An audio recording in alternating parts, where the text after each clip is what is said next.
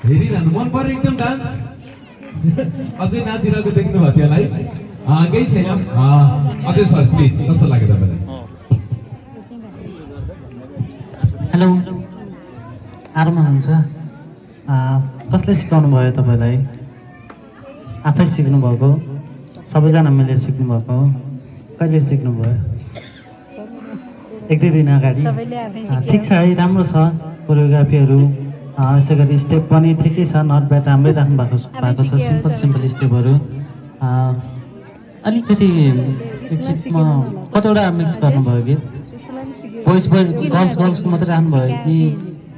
के हो काटेर राख्नुभएको हो हजुर त्यो काटेर जोड्दाखेरि चाहिँ अलिकति विचार पुऱ्याएर जोड्नुहोस् तपाईँहरू झुकिरहनु भएको छ त्यसमा चाहिँ त्यो ठ्याक्क नेक्स्ट सङ आउने बित्तिकै अब तपाईँहरू ठ्याक्क अड्किनु भएको छ त्यो हुनु भएन है गीत आफूले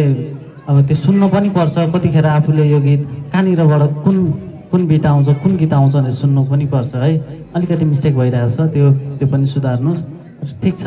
अलिकति ग्रुपमा थोरै कम्बिनेसन अझै प्र्याक्टिस गर्दै गएपछि त मिलि नै हाल्छ थोरै कम्बिनेसन पनि हल्का कमी छ है रिजल्टको लागि वेटमा बस्नु एकछिन थ्याङ्क यू ओके सबैजनालाई फेरि पनि एकचोटि जोरदार ताली है एकदमै राम्रो प्रस्तुति दिएर जानुभयो आज एकदमै है स्टेज रङ्गिनमय भएको छ फुलमय भएको छ